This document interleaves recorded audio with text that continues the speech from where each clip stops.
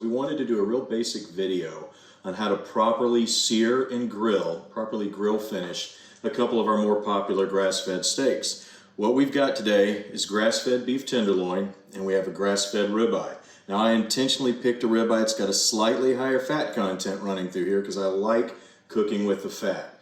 And the way we're starting this is whenever you're cooking grass-fed beef, it's kind of a common understanding that since the beef is so lean, if it's not cooked properly, you can end up with a product that's not as enjoyable on your plate as you would like for it to be.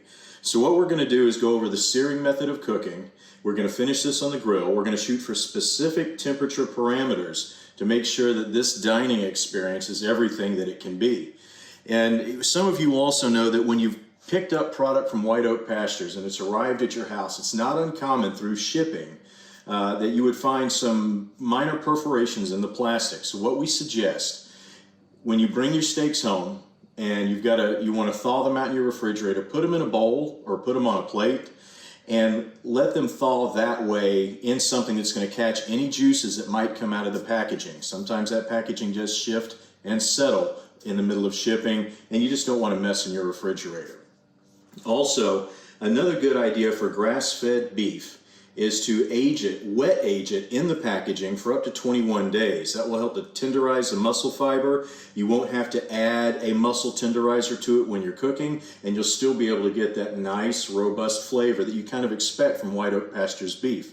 So what we've done here today is I'm just using basically a pancake griddle because it's got a nice hot surface. It can go up to 400 degrees, and we're gonna do a 2-minute sear. What I've started doing is cooking with basic beef tallow.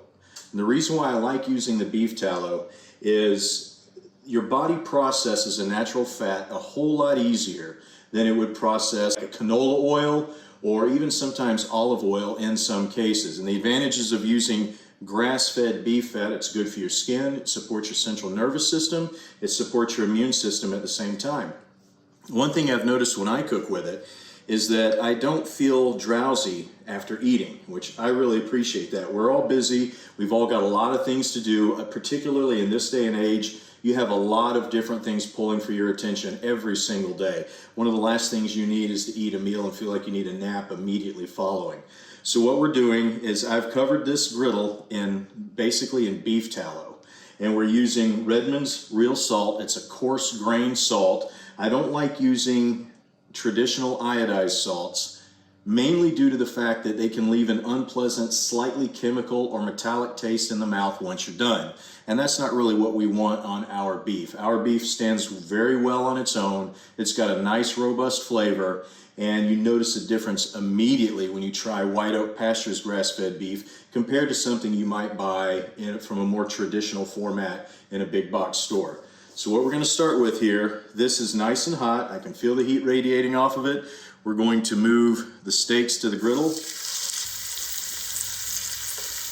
And you want to get a total of 2 minutes on this sear. So on the ribeye, just let it sit for a minute. At least 60 seconds on one side. And what you ought to notice on a good sear is that 1/8 of an inch into the meat, it's going to turn a dark brown. And between the beef tallow, the crust of salt I've put on it, it's going to carbonize really nicely on the skin, and it makes a great flavor. It's the first thing you're going to taste when you bite into these steaks. With the tenderloin, you've got a little more flexibility with the beef tenderloin than you do with the grass-fed ribeye. The tenderloin is a muscle that the animal doesn't use a whole lot, so even though it's very, very lean, you'd have to work really hard to kill this steak on the grill. With the tenderloin, what I like to do is I like to gently roll it through the pan to get that sear all the way around. And with the ribeye, we're going to let it sit for about another 15 seconds. You can already see on this high heat how quickly the meat has seared. You can see the same thing on the ribeye. And what we typically recommend when you're cooking grass-fed beef steaks, if you like your meat cooked to rare, you want to shoot for a temperature about 125 degrees. Medium rare is roughly 135. We know that in every case, there's always going to be people who appreciate a well-done steak. We would suggest that if you like your steaks well done, make sure that when you slice it against the grain and slice it in thinner pieces, and you'll enjoy that a little bit more than if you're just cutting large chunks of meat off when the product is well done. So you just want to take your time on the sear, get it all the way around. If you get a good look at the ribeye, it's still pink right here in the middle. You can almost taste it from the griddle. And at this point, we're done with a 2-minute sear. We're going to move outside. We're going to finish this steak on the grill. So at this point, we've done the 2-minute sear. The steak is lightly seasoned on the outside, and now our grill is hot. It's ready to go. Let the steaks rest on the grill for just a few minutes, long enough to get grill marks on both sides. And we're going to flip them one time. Today, for the sake of this video, we're going to take the temperature up to about 135 degrees. Like I said, if you start taking it to 140 to 145, that's going to be more in the medium temperature range. Once you get higher than that, the steak is losing quite a bit of moisture at that point. When you hit 165 degrees, for some people that would be a little bit too much heat applied to the steak. So we would suggest in general, you'd have a more enjoyable dining experience if the steak is cooked at a slightly lower temperature, but even medium with these steaks is fantastic. These are great steaks with a tremendous flavor.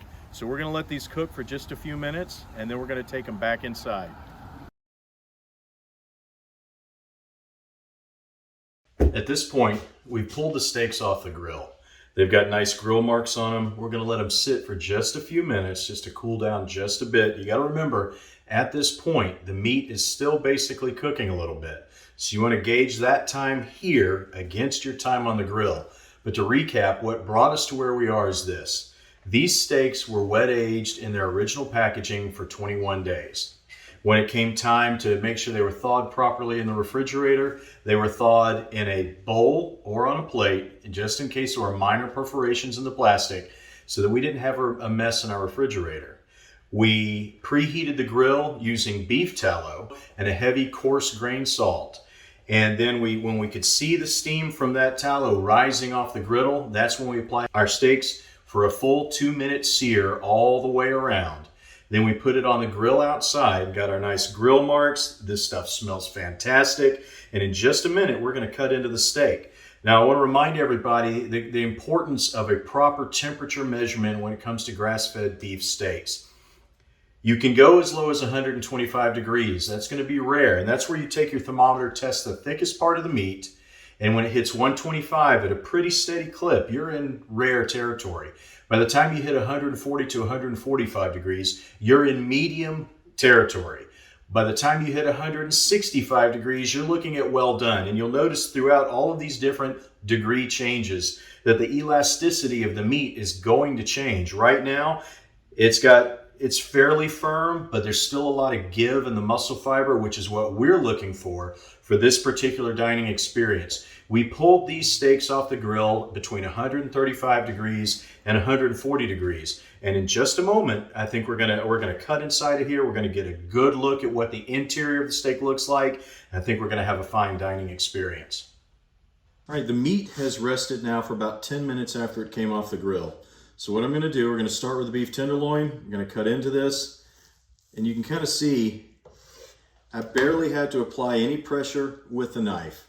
And if you get a good look at this, it's a nice rosy pink color, which is appropriate for about 135 to 140 degrees. So this is really medium rare territory. And that's going to slice really nicely. It's going to make a great meal. As far as the ribeye is concerned, the ribeye has a slightly different construction. The main eye of the ribeye is right here. What I'm going to do, I'm going to remove this tail piece right here, and I want to cut into this way, and you can kind of see. Now this color is a little brighter pink, meaning it's a little more done than the beef tenderloin is. That's normal given the fact that the beef tenderloin was about a ½ inch thicker than the ribeye. But this is a very nicely well done steak. Not well done from the standpoint of temperature, but well done from the perspective that the sear color is correct, the inside of the meat's nice and pink. This is going to be a tender steak. And overall, to arrive at this destination, It only took us about 15 minutes between this sear and finishing it on the grill. So this really isn't that difficult to do. And you, in my opinion, keep the seasoning simple. At White Oak Pastures, we put a lot of thought, a lot of heart, and a lot of sweat equity into everything we do. And when we raise these products, what you're going to find is it tastes like we mean it. This beef is going to have a nice, robust flavor. Your kids are going to love it, your family and your friends are going to love it, and you can rest easy knowing that it's conscientiously raised in a fully sustainable and renewable environment. That's pretty important these days. The impact on the environment is healthy, and the impact on your own health is going to be outstanding.